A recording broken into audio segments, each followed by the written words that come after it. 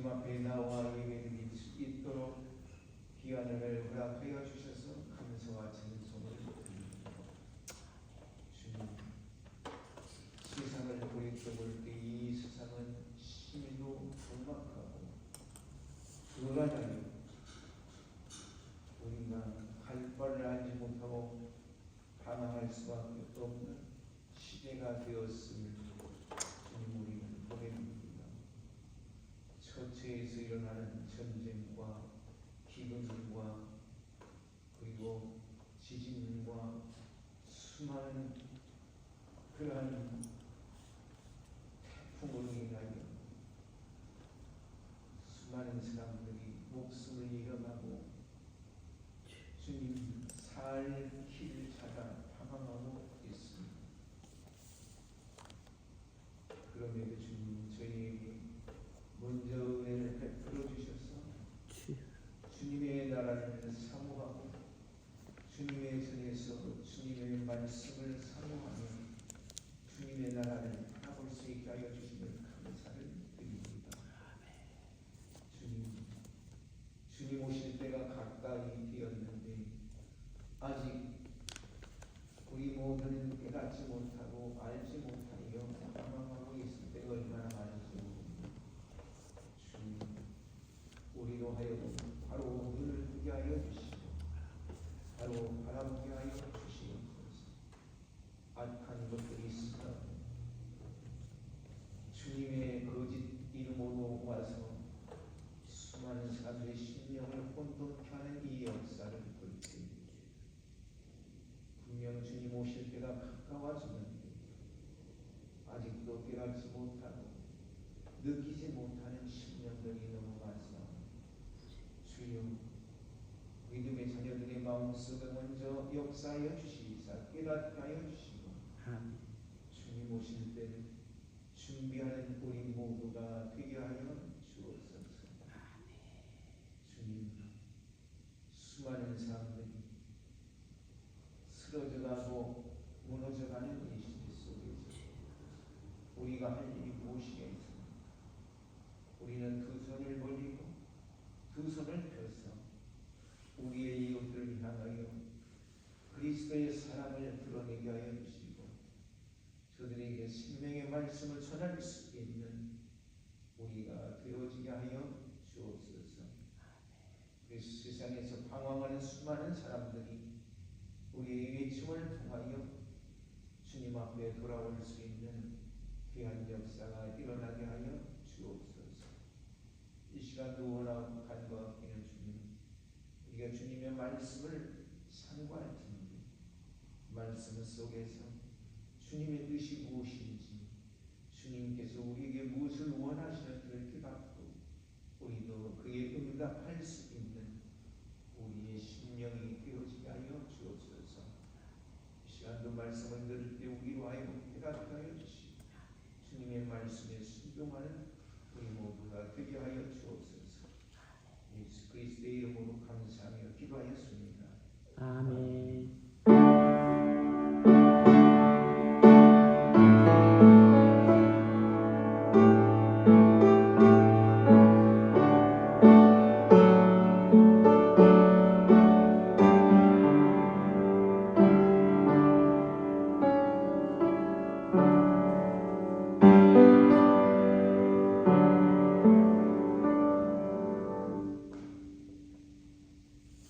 하나님의 말씀 첫 번째 말씀 다니엘서 12장 1절에서 3절에 있는 말씀. 다니엘서 12장 1절에서 3절. 에스겔서 바울의 다니엘서 12장 1절에서 3절. 목소리 같이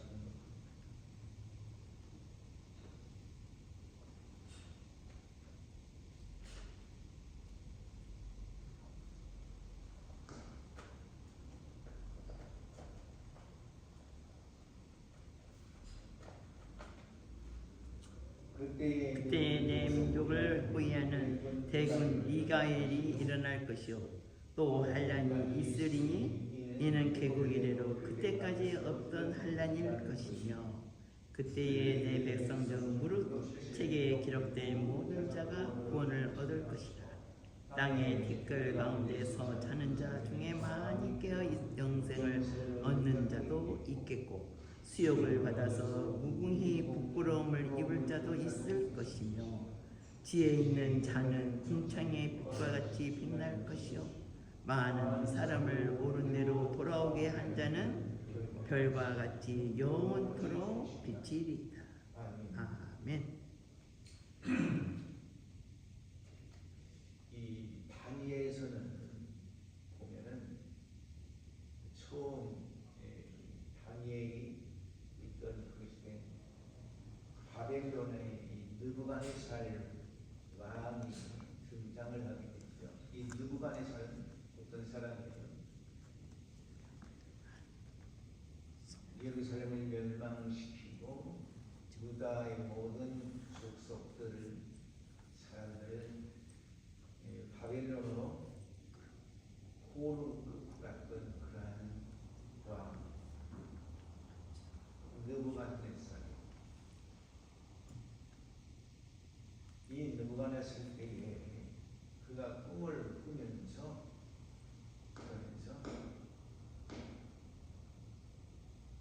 하나님의 사람 다니엘을 만나는 그러한 장면들이 나타나고 있습니다. 그래서 그는 하나님의 말씀대로 살다 또 하나님의 말씀을 벗어났을 때 하나님께서 그에게 징계를 내리셔서 그래서 짐승과 같이 초원에서 살다가 하나님의 은총을 다시 입어서 궁으로 돌아와 생활하다가 운명하고 그리고 그 뒤를 이어서 베사살이라고 하는 사람이 왕이 되었다 이 말입니다. 아들 베사살이 그때에 하나님의 징계가 그들에게 내려서 이 바벨론이 멸망을 하게 되는 거예요. 그리고 이어서 메다와 바사라고 하는 나라가 쓰게 되는 거예요.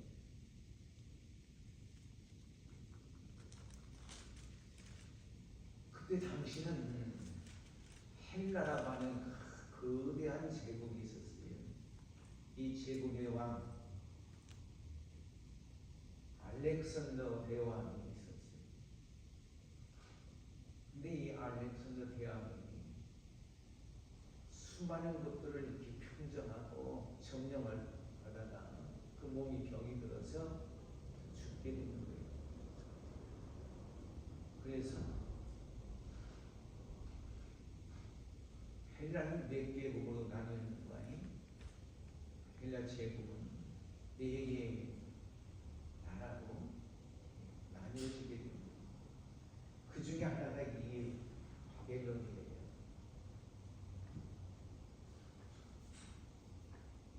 이 바벨론은 어느 쪽이냐면 시리아 쪽에 있는 지금 시리아 쪽에 있던 그런 나라입니다.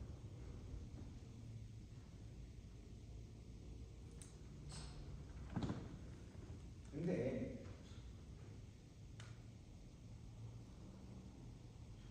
거기에 그냥 그들이 이렇게 정권을 잡고 그리고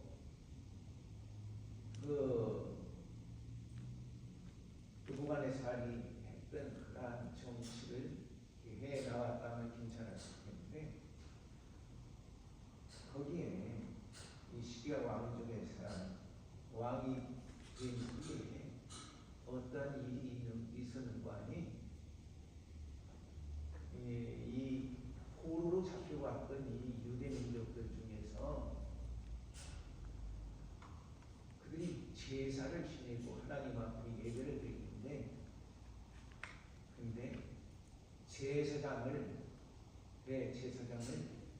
뽑는 그런 과정에 이 왕이 아론의 자손이 아닌 베냐민 지파 사람을 뽑아서 제사장으로 삼아서 지도하게 만들었던 거예요. 이것이 하나님 앞에 큰 죄가 된 거예요. 그리고 이 이스라엘 백성들을 엄청나게 억압했던 거예요. 그때 일어나는 것이 누구냐? 여기 1절에 보니까 내 민족을 호위하는 대군 미가엘. 미가엘 누구예요? 이 사람? 천사장이에요. 천사장이 나타나요. 이 다니엘서의 두 천사장이 나타나는데 하나는 가브리엘이고 하나는 이 미가엘이에요.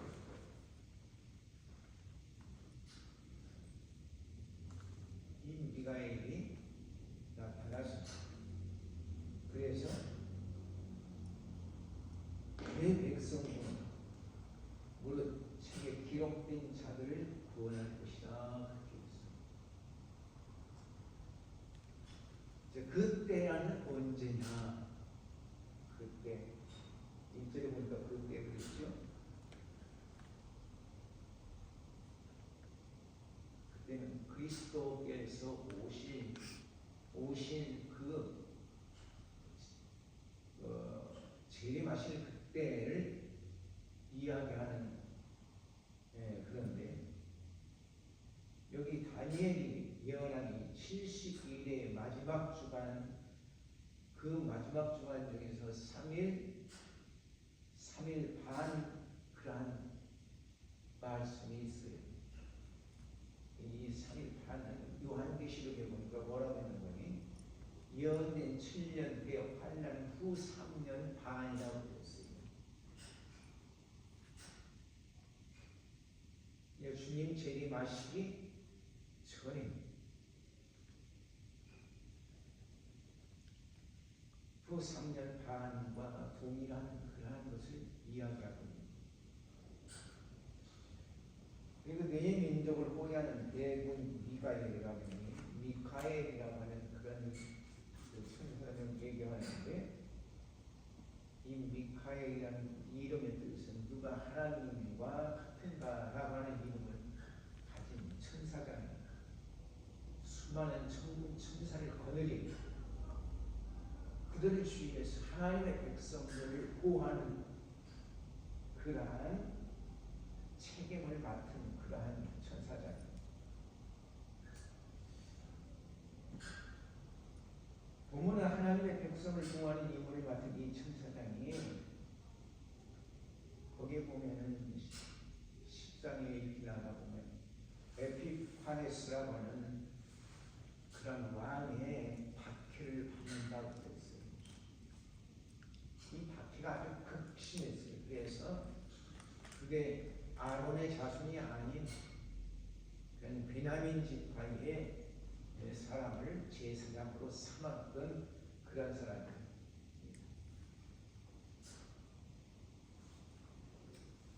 아피파네스의 3세라고 해요.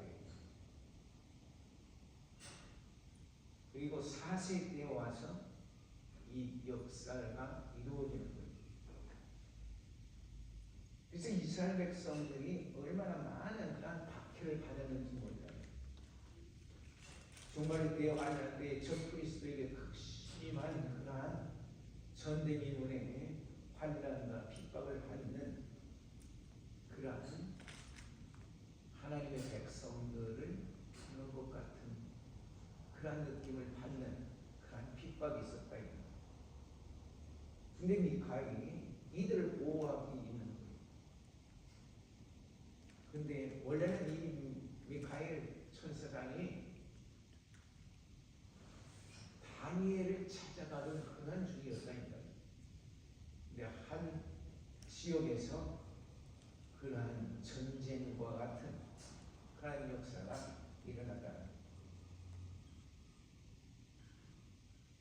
다시 보면 거기에 말씀에 환난에 있으리는 계곡이대로 그때까지 없던 환난이라 했습니다. 본문은 종말 때 상상할 수 없는 극심한 환난이 있을 것을 예언해 주고 있는 겁니다. 그러므로 우리 성도들은 항상 깨어서 언제든지 언제 닥쳐올지 모르는 환난에 대비하는 그런 지혜로운 자들이 되어야 하는 것이에요. 아멘. 그래서 거기 보니까 책에 기록된 모든 자가 구원을 얻을 것이라 그랬어요. 그 책은 무슨 책인가? 요한계시록에 보니까 생명책이라고 했어요. 하나님의 나라에 들어갈 수 있는 자들의 이름이 적혀 있었다고 했어요. 따라서 보면 아무리 적그리스도의 핍박에 극심하다 할지라도 하나님께서 택하신 자, 곧 생명책에 그 이름이 기록된 자들은 반드시 그 핍박을 이기고 하나님이 주시는 구원에 이르게 된다고 하는 그런 말씀.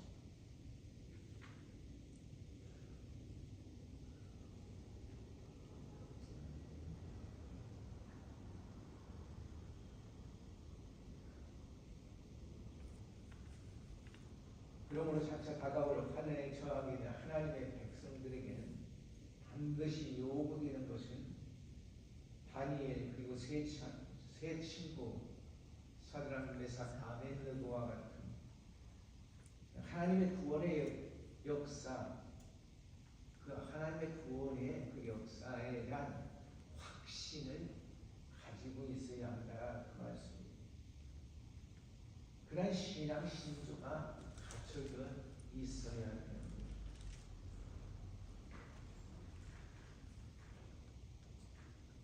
우리가 그러죠. 어려운 일을 만날 때, 시련을 만날 때 하나님한테 기도합니다. 기도합니다. 근데 시골에서 보니까 그래요. 새벽에 나와서 열심히 기도했어요. 하나님이 어쩌고 저쩌고 다 기도했어요.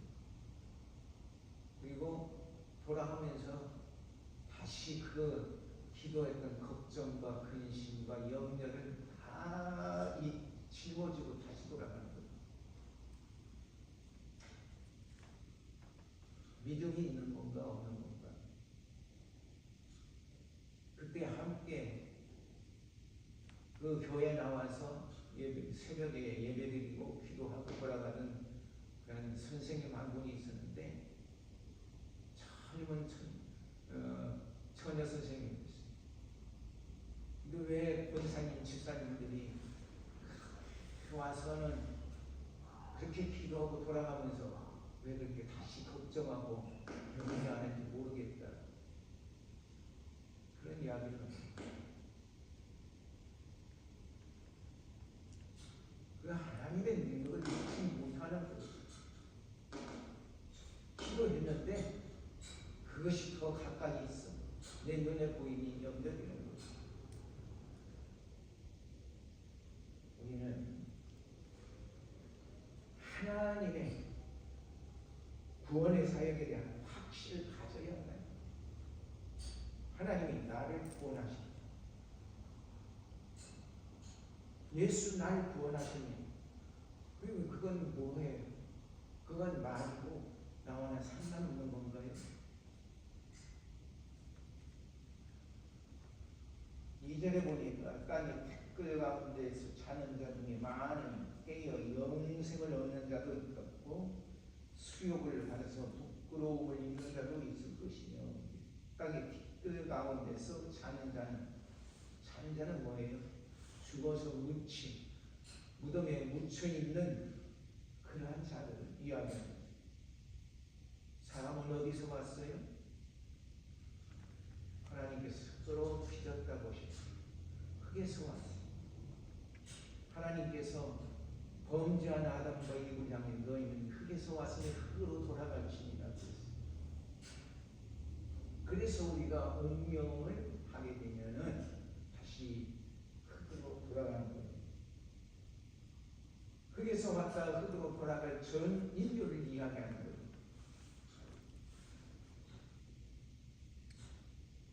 일절에서 많은 대환란이 끝나고 심판, 이 마지막 심판 때에 이르러서 모든 죽었던 자들이 심판을 받는다고 그랬어요. 다시 부활하여 하나님의 심판에 거하게 되는 거예요. 3절에 보니까 자는 자는 궁창에 빛과 같이 빛날 것이요 많은 사람을 오는 대로 돌아오게 하는 자는 별과 같이 영원토록 빛이라. 지혜 있는 자는 궁창에 빛과 같이 빛날 것이요 1절과 2절에서 기록한 바와 같이 종말이 되어 환난을 당하여 신앙을 버리지 않은 자들을 말하는 거예요. 옳은 대로 돌아오게 한 자는 예성급한 진리를 다른 사람에게 주면서, 그래서 좀 전에 얘기한 그렇게 사람들에게 이 복음선에서 그래서 함께 이 환난을 극복하는 사람, 그 환난에 굴복하지 않은 사람들을 여기 지혜 있는 자라고 그렇게 말하고 있습니다. 별과 같이 영원토록 빛이 되어 있는 스스로 진리를 고수할 뿐 아니라 다른 사람들을 진리 안으로, 진리 가운데로 인도한 그러한 사람들, 그러한 일에 헌신한 사람들, 그러한 사람은 하늘의 별과 같이, 이들은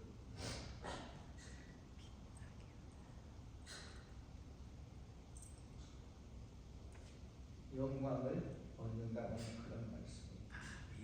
이 마지막 시대에 우리에게 주신 사명을 감당하고 하늘의 별과 같이 빛나는 영광을 얻는 믿음의 자녀들이 다 되어지는 예수님의 이름으로 축원합니다.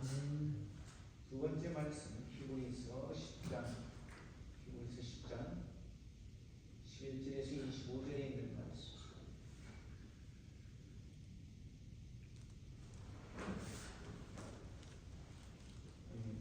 히브리서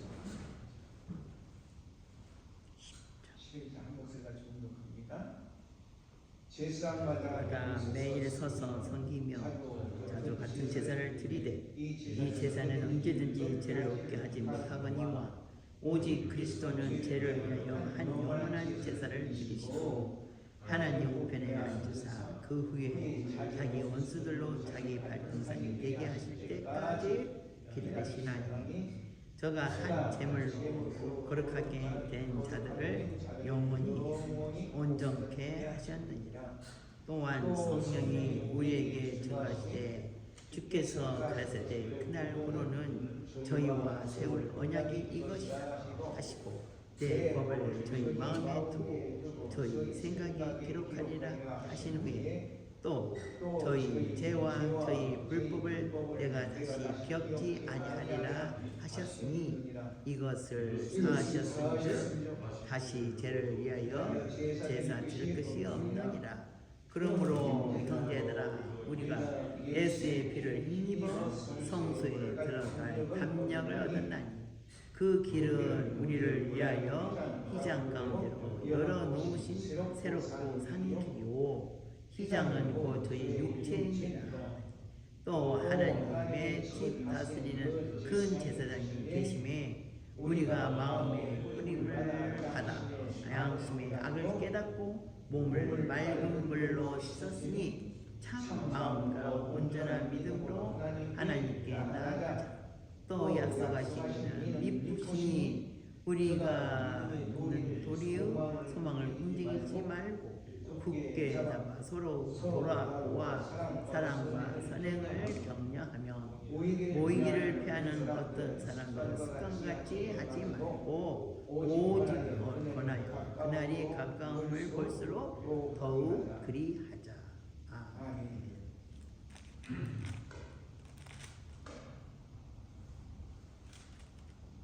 11절에 있는 말씀은 히브리서 앞에 있는 그런 말씀들 7장 27절에 있는 그 말씀을 옮겨놓은 것 같아요. 그리고 9장 8절에서 10절에 있는 말씀을 이렇게 정의한 것이 바로 이 11절의 말씀이에요. 대제사장들이 자기 죄를 위하여 먼저 제사를 드린다고 했어요. 예, 그 7장 27절에 보면 그리고 나서 백성을 위하여 제사를 드릴 수 있었어요. 그리고 9장 8절 10절에 보면 첫 언약의 제사와 제물을 드렸는데 그건 불완전한 것들이었어요. 그건 한시적인 것이. 그때만이 그것이 그 시간만이 그것이 역사하는 거예요. 한시적인. 그것을 정리한 말씀이 11절의 말씀입니다. 그리고 13절, 14절의 말씀은 9장 28절에 있는 말씀, 단번에 성취하시는 새 언약의 완전성을 확증한 것이라고 이렇게 말씀하고 있습니다. 또 예레미야서 31장 33절에서 34절을 인용한 하나님께서 자기 백성들의 모든 죄가를 잊으시고 그걸 다 씻어버렸다 이 말이에요. 그리고 새 언약으로 그들의 마음 속에 새겨서 영원한 구원을 주시겠다고 하는 그러한 언약의 말씀이에요. 그리고 15절에서 17절은 히브리서 이 8장 8절에서 10절에 있는 말씀을 갖다가 옮겨놓은 거예요. 옛 언약은 지워지거나 없어질 수 있는 그런 돌판에다가 세웠다 이 말이에요. 돌판에 새겨져 있어요. 그래서 이 돌판에 세워진 것은 첫 이 시내산에서 모세가 하나님의 이 법궤를 받아 들고 내려왔다 이 말이에요. 근데 백성들이 범죄하고 있었어요. 우상을 만들어서 죽을 주고 던져버렸어요. 그랬더니 그 땅에 갈라지며 불이 나오고 그들을 모두 산다고 했다.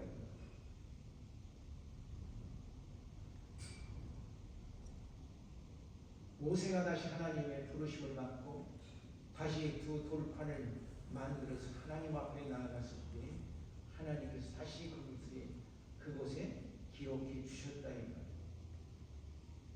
이스라엘 백성들이 이 두 돌판이 없어질까봐 매일매일 계명을 모시고 다녔다는 거예요. 그런데 그 두 돌판에 쓰여져 있는 그 명령들은, 그 말씀들은 지워지거나 없어질 수도 있는 그러한 것입니다.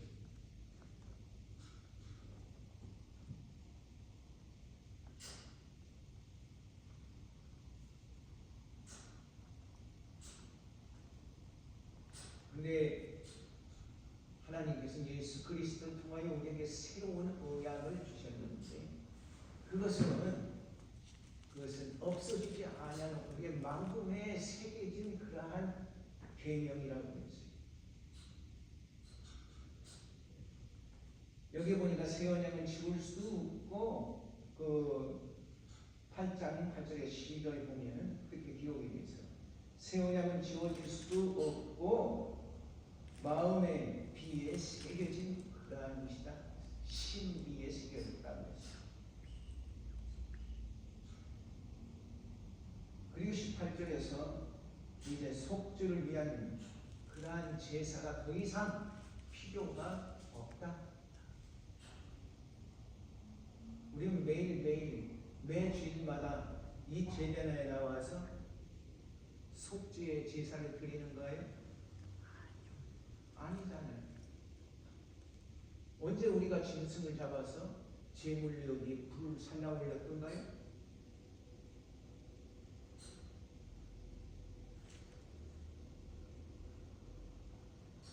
그것은 19절에 보니까 그리스도의 온전하고 탁월한 속지대로 말미암아서 성도가 하나님께 나아갈 수 있는 그런 특권을 갖다가 부여받았다. 그래서 우리는 하나님께 나아올 수 있는 특권을 받은 자들이 누구의 이름으로? 예수 그리스도의 이름으로 나와서 하나님께 나와 아버지랑 부르짖을 수 있는 그런 특권을 가진 자들, 특권을 가진 자들.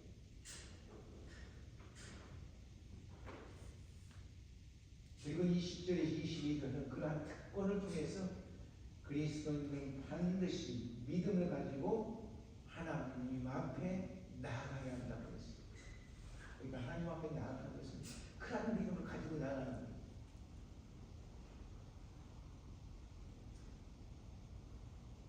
23절에 보니까 우리는 하나님 앞에 나아가되 하나님께서 우리에게 주신 소망을 굳건히 잡아야 한다는 거예요.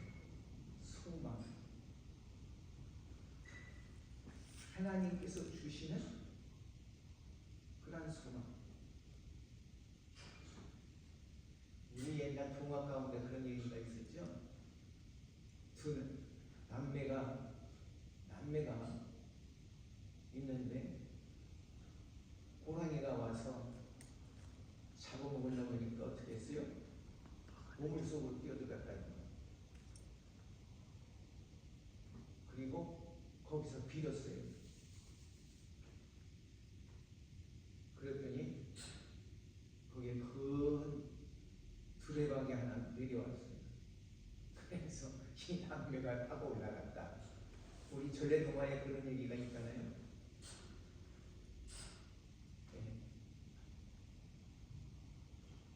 하늘에서 우리를 살려줄 거야. 그런 소망을 가지고 빌었다. 호랑이도 저 둘 놓치면 난 배고파서 그거지. 쫓아 올라가서 자꾸 먹어야 하는데 그 호랑이도 빌었다.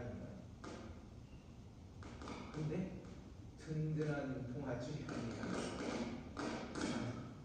썩어지는 그런 동아줄이었다. 그래서 그걸 타고 올라가다가 떨어져서 죽었다. 이 전래동화에 그런 동화가 있어요. 우리가 하나님 앞에 기도할 때 참된 소망을 가지고 그리고 나아가야 한다는 말이에요. 하나님이 우리에게 주신 그 소망은 이것은 다 썩어져 무너져 없어질 그런 것들로 주시는 것이 아니라 하나님이 주신 이 약속은 영원 불변한 것이라는 거예요. 우리가 그것을 붙잡기만 하면 우리에게는 두려울 것이 없는 거예요. 그러기에 그 소망을 굳게 잡고 그리고 24절에 보니 영적으로 형제된 자들과 사랑과 선행을 격려하며 우리가 형제 자매들이 서로 사랑과 선행을 베풀어서 그래서 하나가 되는 거예요. 그래서 25절에 보니까 상호 격려하면서 보이기를 힘써야 한다고 했어요. 보이기를 하는 어떤 사람들이 아니라 보이기를 힘써야 한다.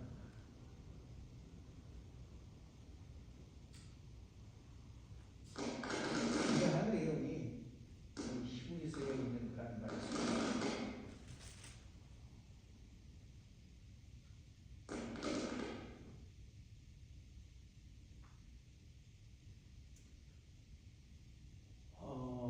여기서 이 말씀들 중에서 오늘 말씀 중에서 중요한 것들은 다시 한번 또 이렇게 구절을 생각하면서 정리해 보겠습니다.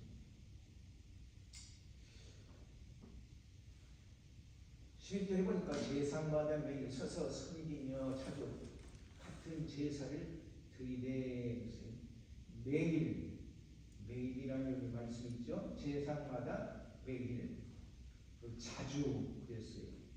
자주 그리고 같은 이 세 가지 단어가 나오죠. 1절에 보니까요. 제사장들은 매일 자주 같은 드릴 때 제단일 때 송아지를 잡든지 양을 잡든지 매일 같은 것들을 드렸다 이 말이에요.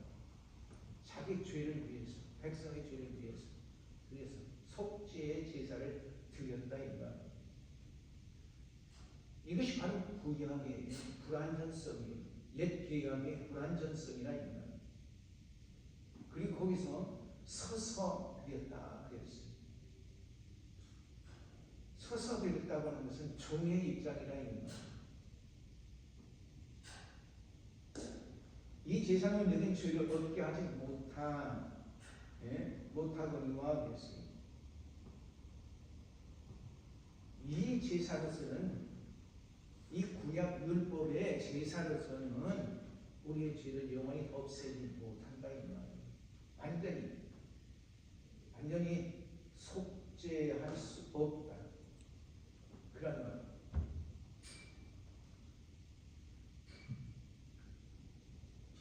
오직 시대는 오직 그리스도는 죄를 위하여 그랬어요. 예수 그리스도는 자신의 죄가 아닌 인간의 죄를 위해서 자신의 몸을 하나님께 완전히 속죄의 제물로 드리셨다 이거죠. 근데 이것은 뭐냐? 한 영원한 제사라고 했어요. 한 영원한 제사. 여기 한, 그리고 영원한, 이 말씀은 매일, 앞절에서 얘기하면 매일, 자주, 같은, 이것과는 아주 대조가 되는 거예요. 이 말씀은 단 한 번을 의미하는 것이고, 여기 한은 단 한 번을 의미하는 것이 영원히 반복적이지 않아요.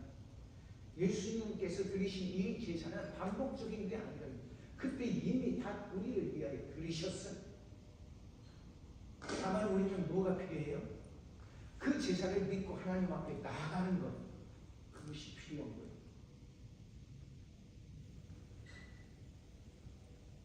그래서 예수 그리스도께서 드린 이 속죄의 제사, 당신의 몸을 희생의 제물로 드려서 드린 이 속죄 제사는 단회적인 거예요.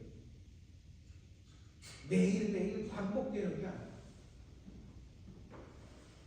그때 이미 우리를 위한 제사는 완성되었던 거예요.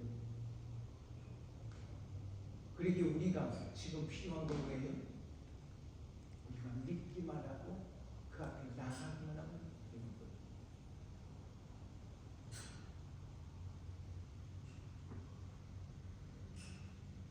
그는 지금 어디에 계신가요? 하나님 우편에 계시다입니다. 왜 거기가 계실까요?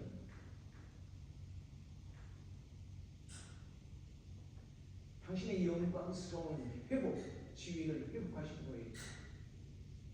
그 후에 13대로 그 후라고 승천하신 후 하나님 우편에 계신 거예요. 자,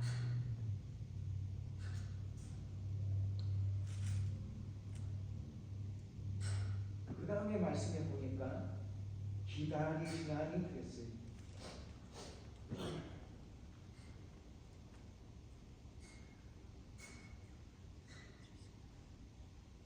누구 기다리는 거예요? 그리스도 예수를 통하여 속죄함을 받은 그런 사람들이 하나님 앞에 나오기를 기다리신다 이 말이에요. 오늘 여러분들 기다리신다 이 말이에요. 이 말씀을 듣는 모든 사람 하나님께서 기다리신다 이 말이에요. 예수 그리스도께서 기다리신다는 말이에요. 그래서 보다 많은 사람들이 하나님의 품으로 돌아오기를 기다리십니다. 14절에 보면 제가 한 제물을 거룩하게 드린 자들을 영원히 온전케 하십니다. 하나님께서 드린 예수 그리스도께서 자기 몸을 하나님께 드림으로 속죄 제사를 드림으로써 자기에게 나오는 모든 사람들을 온전케 하시기 위해서, 영원히 온전케 하시기 위해서 기다리시는 거예요. 한 제물이라고 하는 것입니다. 그리스도께서 하나님께 친히 희생의 제물을 드린 당신의 몸을 의미하는 거예요. 온전히 온전케 하셨다는 그 말은 그 속죄의 제물, 그 제물이 드린 그 속성을 이야기하는 거예요. 누구든지 이 대속의 제물로 드려지신 예수 그리스도의 그 속죄 제사를 믿고 나가기만 하면 죄사함을 얻는다.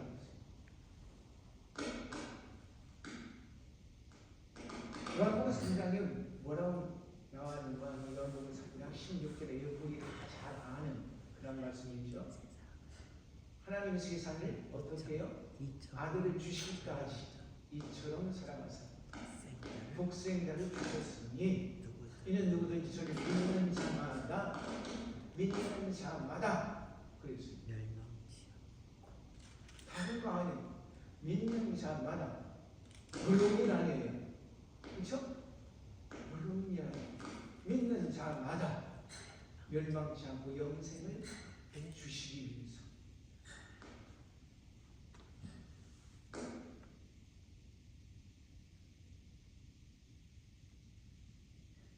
그러게 우리가 예수 그리스도의 그 피공을 믿고 나가기만 하면 우리는 거룩한 자들이 되는 거예요. 거기 보니 거룩하게 된 자들겠죠? 14절은 거룩하게 된 자들. 이 말은 그리스도를 믿는 즉시 죄사함을 받고 그리고 하나님 앞에 의롭다 하는 그런 칭함을 받는다. 이제 죄인이 아니고 그리스도를 통해서 우리는 죄사함을 받은 깨끗한 자들이다 그 말이죠. 그런데 우리의 마음속에 뭐가 있어요? 옛부터 내려오는 이 죄의 본성이 아직도 남아 있어서 우리로 하여금 죄에 이끌려가도록 자꾸 우리를 유혹하는 거예요. 이 죄성이.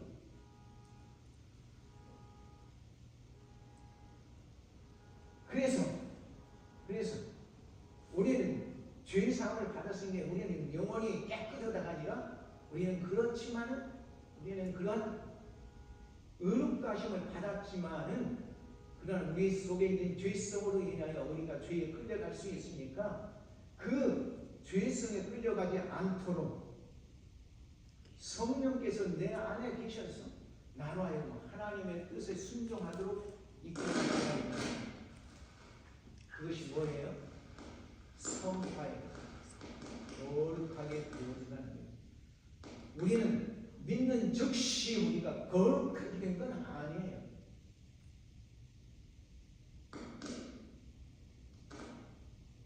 성령의 내주하심으로 인해서 우리를 거룩한 삶을 살아가도록 우리가 거룩하도록 이끌어가십니다. 그래서 우리가 죽은 후에는 우리는 거룩한 자로 인정된다.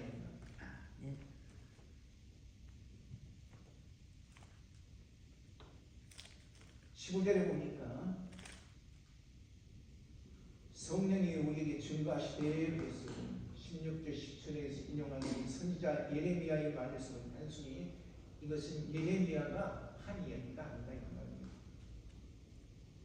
성령에 감동되어 하나님의 말씀을 대언한 것뿐이다 이 말입니다. 대언하는 것뿐이에요. 그래서 그 말씀은 누구의 말씀이에요? 곧 하나님의 말씀이다 이 말입니다.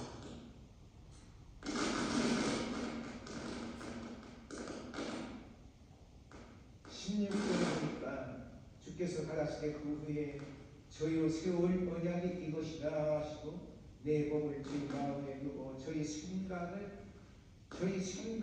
기록하리라. 그래서 이것이 예레미야서 31장 33절에 있는 이 말씀을 인용한 말씀입니다. 이것이 바로 옛 언약과 새 언약의 차이예요.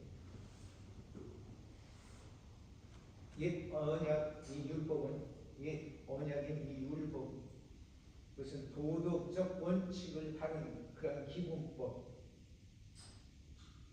시키면 하나님께서 돌판에 새겨주신 그에게 준 그것을 이야기하는 거예요. 이것은 외적인 거예요.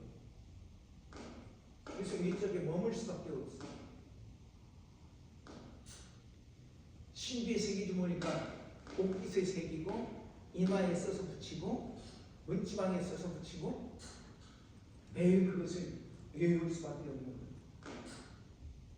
그러나 성령의 법으로 우리 신비에 새겨진 이 새 언약의 말씀, 새 언약의 말씀은 약속의 말씀은 이것은 지워지지도 않는 거예요.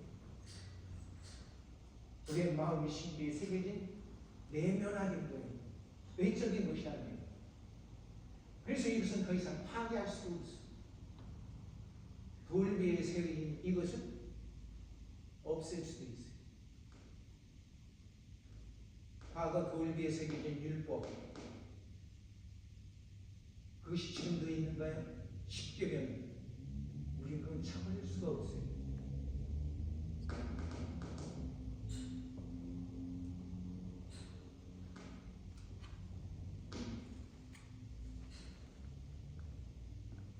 우리의 마음 끝에 우리의 마음에 새겨진 하나님의 그 말씀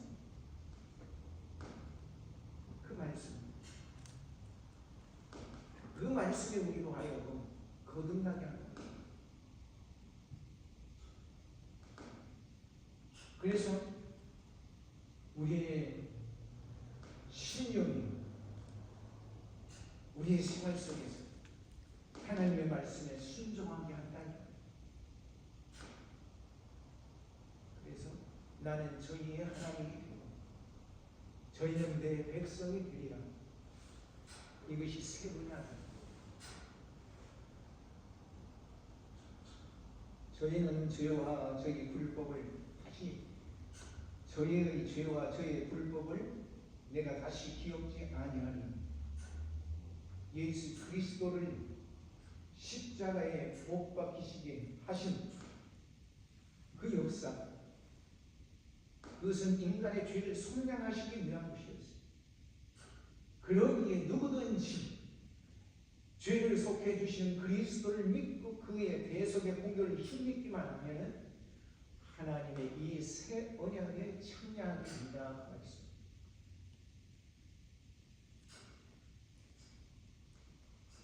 이것을 사하셨으면 다시 죄를 위하여 제사를 드릴 필요가 없다. 이 말씀은 구약 율법에 따른 제사 제도의 그 제사를 계속해서 드릴 필요가 없다는 그런 말씀입니다. 그리스도를 구주로 영접한 모든 사람들에게 주시는 축복의 말씀인 거예요. 아멘. 왜냐하면 이것은 불완전한 효력은 구약의 속죄 제사는 이것은 이제 완전히 폐하여져 있다는 거예요. 그리고 영원한 효력을 지닌 그리스도 예수의 이 속죄 사역으로 인해서 누구든지 그리스도의 보혈을 힘입기만 하면 죄 사함을 받는 영원한 하나님의 나라를 약속받을 수 있는 거예요. 그래서 우리는 주님 앞에 나올 때 이번에 내가 무슨 재물을 가지고 나갈까 염려할 필요가 없어요. 왜요? 이미 우리의 재물을 이미 예수님께서 오래전에 완성하셔서 그것으로 염려할 필요가 없다. 19절은 그러므로 구약의 제사를 피하시고 완전한 속죄의 제사를 한 번에 드리셨다는 그런 말씀이에요. 형제들아, 이 형제들아 할 때는 중요한 말씀을 할 때는 꼭 이렇게 형제들아 그렇게 부르면 독자들을 부를 때 그 다음에 우리가 예수의 피를 힘입어 그랬는데 이제 우리는 짐승의 피를 힘입는 게 아니에요. 짐승의 피가 우리가 필요가 없어요. 예수 그리스도의 피로 구속을 받았으니 이 사실만 우리가 분명히 알면 돼요. 예수 그리스도의 피로 구속함을 입었다고. 그래서 성소에 들어갈 담력을 얻었다고 했습니다. 이 성소는 이 땅의 성소가 아닌 하늘의 성소를 의미하는 거예요. 담력이라고 하는 것은 언론의 자유를 말하는 그런 것이 원래 그 뜻이에요. 예? 이 담력이라는 헬라어의 팔레시아이라는 이 말은 언론의 자유를 의미하는 거예요. 근데 여기서 말하고 있는 것은 행동을 밀고 나갈 수 있는 용기를 얻는다는 거예요. 여기서의 이 담력은 오늘 말씀 속에서의 이 담력은 행동을 밀고 나갈 수 있는 용기를 갖는 거예요. 그 길은 우리를 위하여 그 길이라는 것은 우리는 그리스도의 죽음의 직전으로 그리스도의 죽음의 그리스도의 이 죽음이 전적으로 누구를 위한 것이냐? 그리스도의 죽음이 전적으로 나를 위한 것이다. 나를 위한 것이다. 우리를 위한 것이다. 우리를 위한 속죄를 위한 대속의 죽음이었다. 이것을 생각하면 되는 거예요. 휘장 가운데로 열어놓으신 휘장.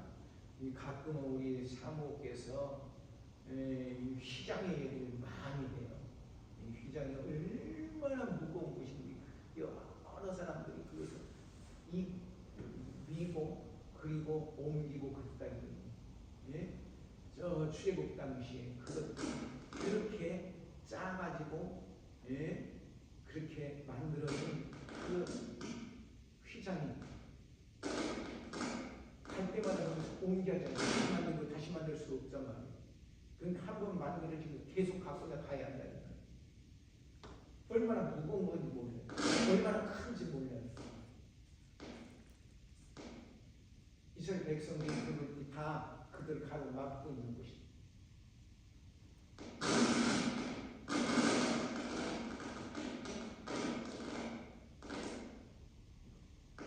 예수께서 십자가 위에서 운명하실 때 땅에 있는 이 지성소를 가로막고 있던 이 휘장이 위에서 아래로 찢어졌다 이거예요. 갈라졌다 이거예요. 마태복음 27장 51절에 보면 그렇게 기록이 되어져 있어요. 그러나 내면적으로는 인간의 그 죄로 인해서 그동안 하나님께 나아갈 수 없던 차단되었던 이 죄의 벽이 그리스도로 말미암아 그리스도의 대속으로 말미암아 완전히 무너져 버렸다 이거예요. 그래서 우리는 하나님 앞에 나아갈 수 있다. 과거의 구약시대에 이 휘장 안에 지성소로 들어갈 수 있는 그런 것을 일반 백성들은 제사장들은 먼저 제사를 드리고 그리고 들어가는 거예요. 그것이 가로막고 있는 거예요. 그런데 예수 그리스도께서 우리를 위하여 대속의 제사를 드리심으로 말미암아 이제 우리가 그 대속의 사역을 믿기만 하면 하나님 앞에 나아갈 수 있게 되었다.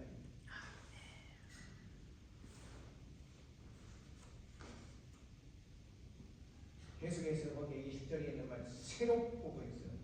그리스도로 말미암아 하나님께 나아가는 유일한 길. 옛 제도에서는 제사의 길이 매일 제사의 그 행위를 통해서 하나님 앞에 나아가고 있지만 이제는 그리스도 예수를 통해서 하나님께 나아가는 길이 열려졌다. 이것이 새로운 것. 그 다음에 보니까 산길이요 새롭고 산길이요 그랬어요.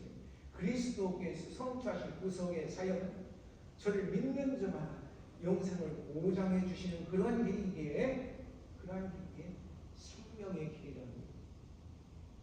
요한복음 14장 6절에 내가 곧 길이요 진리요 생명이요. 나로 말미암지 않고는 아버지께로 올 자가 없다고 했어요. 그리스도 예수께서 우리의 생명이시라는 거예요. 그러니까 우리가 그 그리스도를 믿기만 하면 되는 거라는 거예요. 휘장은 곧 저의 육체이라고 했어요.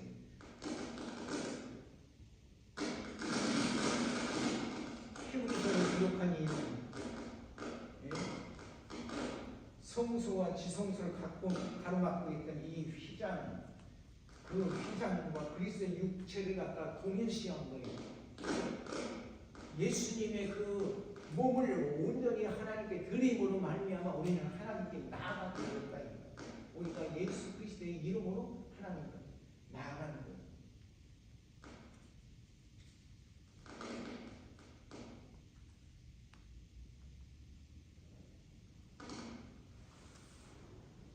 주님이 십자가에서 달려 몸을 지켜오신 그 제사로 말미암아 그러므로 휘장이 찢어졌다는 거예요. 주의 장벽이 무너졌다는 거예요.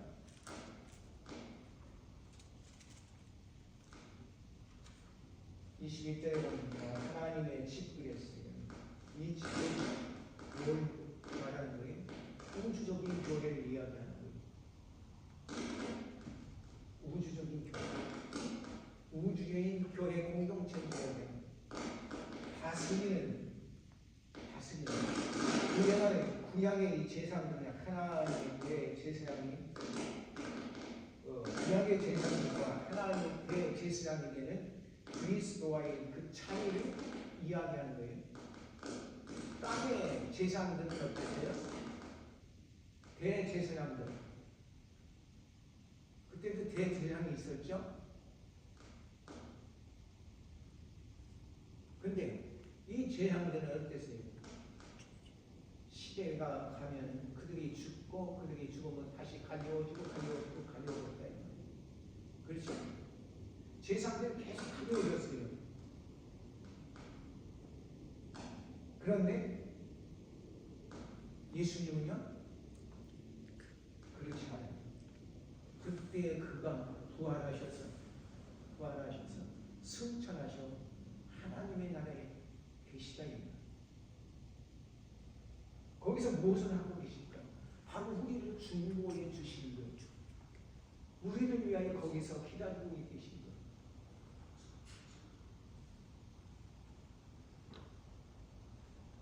기다리는 거 참 힘들죠. 그렇죠? 힘들어요. 근데 예수님은 우리가 올 때까지 기다리시고 계시고 왜?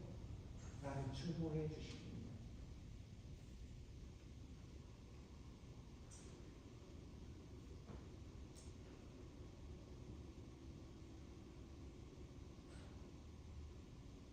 이제 이 말씀이 우리 가운데 오면 22절에 우리가 마음의 꾸림을 받아 양심의 악을 깨닫고 그랬습니다.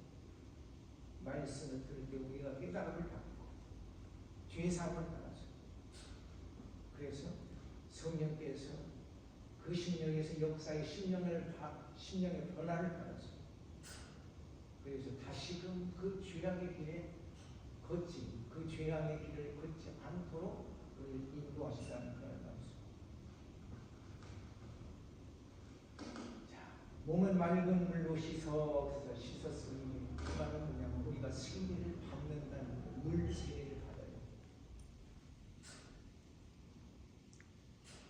이 물 세례 의식을 이야기하고 있는 거예요.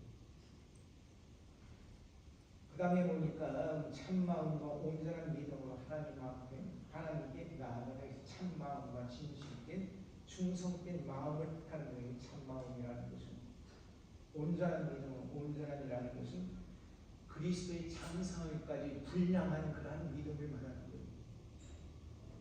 우리의 믿음은 참되고 그리고 그리스도의 분량에까지 그리스도께서 우리를 사랑하시고 우리를 구속해 주신 그 은혜를 깨달아서 끝까지 하나님을 믿는 데까지 하나님을 닮아가는 데까지 찾고 자라나야 한다. 그것이 우리가 믿는 도리라는 말. 그러니 우리는 우리가 갖고 있는 이 소망을 굳게 잡고 놓치지 말아야 한다. 성도들은 서로 돌아보아서 서로 보아야 돼요. 선행과 사랑과 선행을 격려하고 좋은 일, 선한 일을 참 격려하는 거예요. 혼자 하려면 이것이 힘들어요. 그렇죠? 우리가 그 고깃집에 가니까 숯불고기가 있더라고요. 숯불 많이, 숯을 많이 갖다 놓고 밑에 숯 하나, 불 하나 붙이고서 바람이 부니까 여인 양분하고 숯불이 전부 불이 붙어서 엄청난 열을 내더라고요. 근데 거기에 숯이 다 없고 불 많이 타는 숯불 하나 딱 갖다 놓으면 오래 갈까요? 안 가요. 꺼져요. 매력도 갈까요? 우리 성도들도 함께 모여서 믿음의 선할 때 그 믿음이 더욱 자라나는 거예요.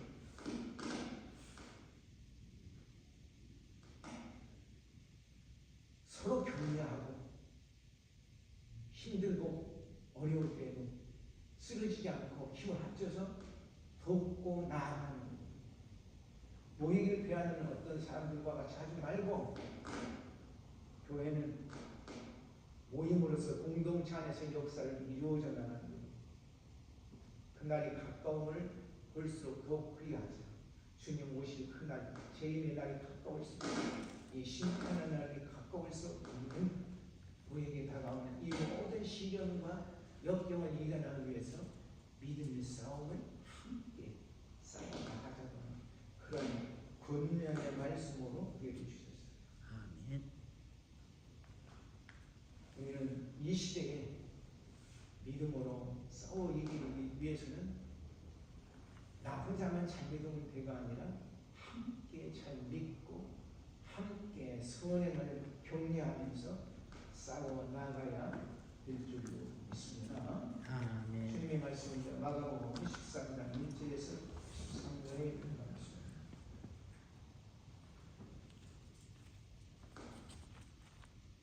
한 목소리 같이 읽어보시겠습니다. 13장 1절에서 13절. 예수께서 성전에서 나갔을 때 제자 중 하나가 가로되 선생님이여 보소서 이 돌들이 어떠하며 이 건물들이 어떠하니까. 예수께서 이르시되 네가 이 건물들을 보느냐? 돌 하나도 돌 위에 남지 않고 다 무너뜨리지리라 하시니라. 예수께서 감난산에서 성전을 마주 대하여 앉으셨을 때에 베드로와 야고보와 요한과 안드레가 종용이 붙자오되 우리에게 이르소서 어느 때에 이런 일이 있겠사오니며 이 모든 일이 이루려 할 때 무슨 징조가 있어오리까. 예수께서 이르시되 너희가 사람의 미혹을 받지 않도록 주의하라. 많은 사람이 내 이름으로 와서 이르되 내가 그러라 하여 많은 사람이 미혹해 하리라. 난리와 난리 소문을 들을 때에 두려워 말라. 이런 일이 있어야 하되 끝은 아직 아니니라. 민족이 민족을 나라와 나라를 대적하여 일어나겠고 처처에서 젖이 있으리라. 기근이 있으리니 이는 재난의 시작이니라. 너희는 스스로 조심하라. 사람들이 너희를 공회에 넘겨주겠고 너희를 회당에서 매질하겠으며 나를 인하여 너희가 간장들과 임금들 앞에서 서리니 이는 저희가 증거를 합니다. 또 복음이 먼저 만국에 전파되어야 할 것이니라. 사람들이 너희를 끌어다가 넘겨줄 때에 무슨 말을 할까 미리 염려치 말고 무엇이든지 그 시에 너희에게 주시는 그 말을 하라. 말하는 너희가 아니요 성령이시니라. 형제가 형제를 아비가 자식을 죽는 데에 내어주며 자식들이 부모를 대적하여 죽게 하리라.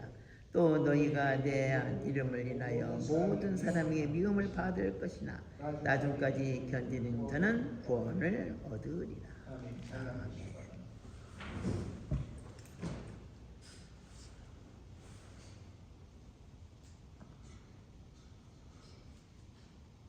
1절과 2절은 성전의 웅장함을 감탄하는 제자들에게 예수님께서 주시는 예루살렘 성전의 멸망, 예루살렘의 멸망을 예언하신 그런 말씀입니다. 그래서 제자들이 그랬죠. 선생님 언제 그런 얘기가 나옵니까? 무슨 징조가 있습니까? 누가와 마태와 누가는 그냥 제자들이라고 했죠. 여기 말씀해 보니까 무슨 말씀이니? 베드로와 야고보와 요한과 안드레. 변화산에는 누가 쫓아갔어요? 예수님을? 베드로, 야고보, 요한.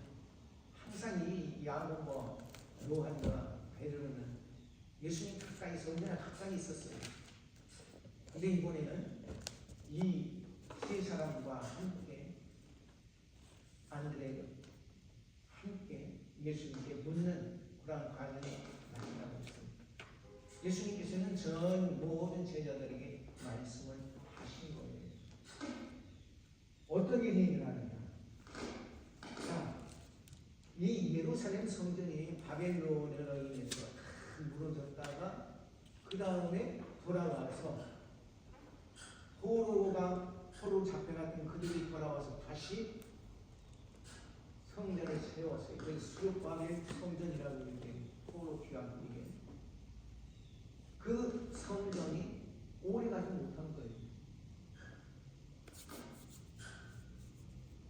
그래서 이스라엘 사람들에게 호감을 가지려고 누가 헤롯이라는 이두메 사람이에요. 이방인이에요. 이 헤롯이 성전을 건축한 거예요. 그래서 이게 헤롯 성전이에요. 엄청나게 웅장하게 지었어요. 몇 년간? BC 19년에서 AD 63년까지 됐어요. 그러면 몇 년간 지은 거예요, 이게? 80년간 지은 거예요. 얼마나 웅장한 거예요. 그러니까 그 성전을 보면서 선생님, 이 성전이 이렇게 웅장한 성전, 이렇게 아름다운 성전, 굉장히 아름다웠다고요. 근데 예수님 뭐라고 하셨어요? 그들의 힘을 쭉 빼는 말씀을 하셨어요. 무슨 말씀이요? 이 성전, 너희들이 보는 성전이 이렇게 위대하냐? 아니, 이거 돌 위에 돌 하나 남김없이 샥 무너지는 거예요. 언제 그랬어요? 내가 메시아가 일어났던 그러한 많은 사람들이 있었어요. 그 중에서 로마를 향하여 거칠게 항거하며 싸우던 그러한 사람들이 있었어요. 많은 백성들이 그를 따랐어요. 저가 메시아다. 저가 울고 다윗 왕의 후계자 막다는 거예요. 결국 어떻게 로마에서 기부당군을 보내서 이대로 다 멸절시켜버린 거예요. 그 성전에서 남은 그 성에서 예루살렘 성에서 남은 사람들이 없어요. 다 죽었어. 심지어 어린 아이들까지.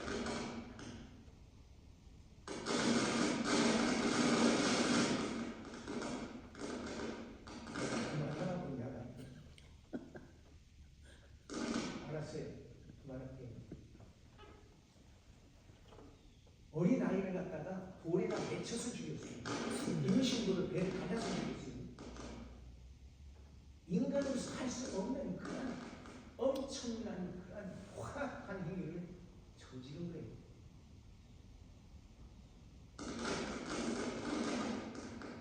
성전이 무너지는 돌 위에 돌아가는 남긴 장면이 있죠. 이 장군이 뭐라고 하냐면, 야, 이들은 성전을 지었지 그 속에다 금은의 보안을 감추어둔다. 그러니까 그거 다 끄집어내라. 그래서 병사들이 이 성을 다 허물어버려요. 성전을 허물어버리는데 돌 하나에 돌을 하나 없이 싹 해쳐버려요. 그렇게 무너져버려요. 80년이 넘게 건축했던 그 성전이다.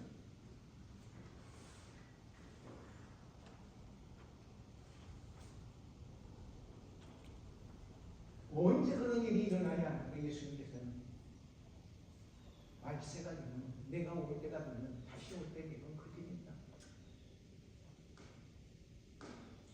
언제 그러냐? 그러니까 5절에 뭐라 했어요? 사람의 미혹을 받지 않도록 주의하라.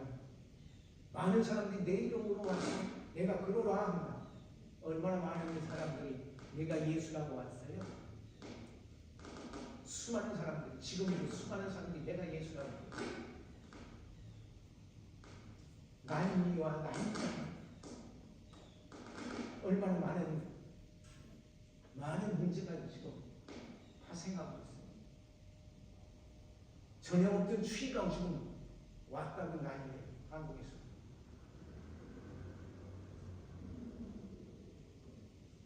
그런데 이러한 일이 있다고 해서 두려워 말아요. 아직 끝은 아니다. 민족은 나라가 나라를 대적하여 일어나고 이제는 평화다. 2차 전쟁 후에 이제는 평화다 했는데 중동에서 전쟁이 일어나고 다시 유럽에서 전쟁이 일어나고 그 전쟁의 기운은 아시아에서도 지금 전쟁의 기운이 불고 있습니다.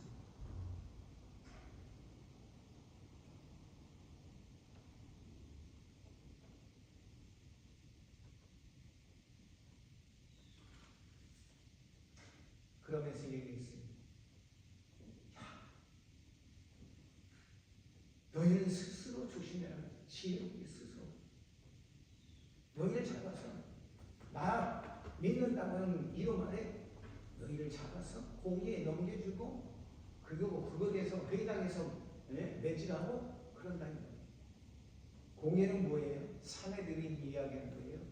회당은 유대인이 모이는 곳에는 어디든지 다 회당이 있어요. 근데 이 회당은 준 그 사법기관과 같아요. 그래서 거기서 매질도 해요. 법에 어긋났다. 매질도 하고. 반은 죽어서 나가는 내 이름으로 나를 믿는다고 하는 이름으로 오래전 얼마 오래전 어떤 일이 있었는가? 어떤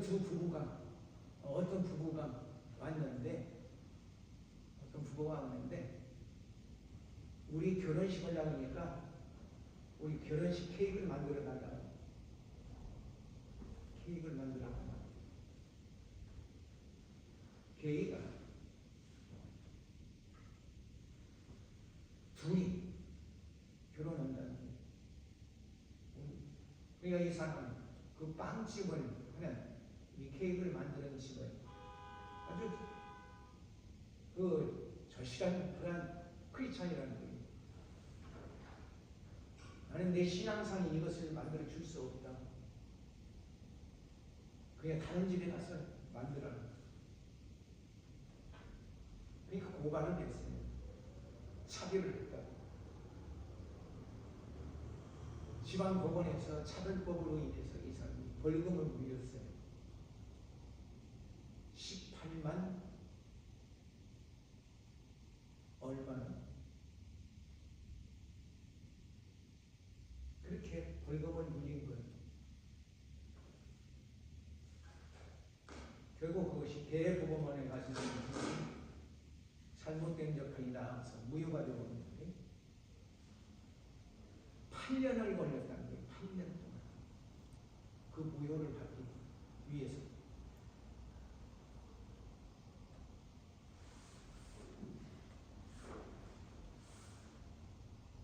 내 이름으로 교회에서 이단을 갖다가 정지할 수 없어요. 이단을 믿지 말라고 물러가라고 할 수가 없어요. 교회에서 그러면 지금 난리가 나요. 한국에서 차별법에 걸려서. 그래서 교회가 지금 일어나고 있어요.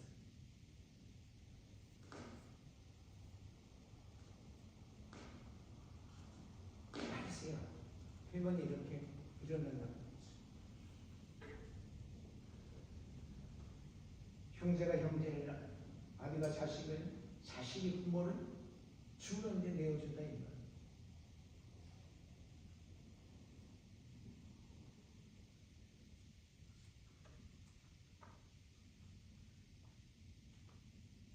아들내미가 나 여자로 살고 싶어. 그래서 성전환을 해버렸어요.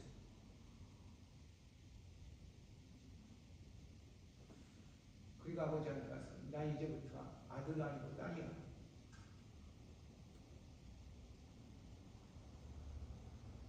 거기에 화가 난 이 친구는요, 성전환을 찬성하는 민주당라는 시탁, 그리고 트럼프에다가 얼마? 1억이요? 엄청난 달러를 갖다가 기본 정치적으로. 그리고 너는 내 자식이 아니야. 이제 나는 이 나라에 살기 싫어. 떠났어요.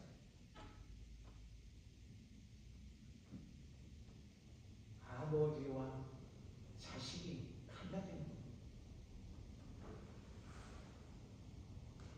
그게 한 예가 아니에요. 수많은 문제들이 지금 일어나고 있어요. 저 그리스도인들이 성경을 갖다가 이 교회를 묘하게 파고 들어와서 파괴한다고. 우리는 지혜롭게 이 모든 것들을 이겨나가야 돼요. 하나가 돼서 이겨나가야 돼요. 주님께서 우리에게 주신 이 말씀, 우리가 어떻게 이겨야 할 것인가 하는 말씀들을 생각하면서 우리의 신앙을 고수하고 지켜나가시는 우리 모두가 되기를 예수님의 이름으로 축원합니다. 잠시 말씀을 묵상하면서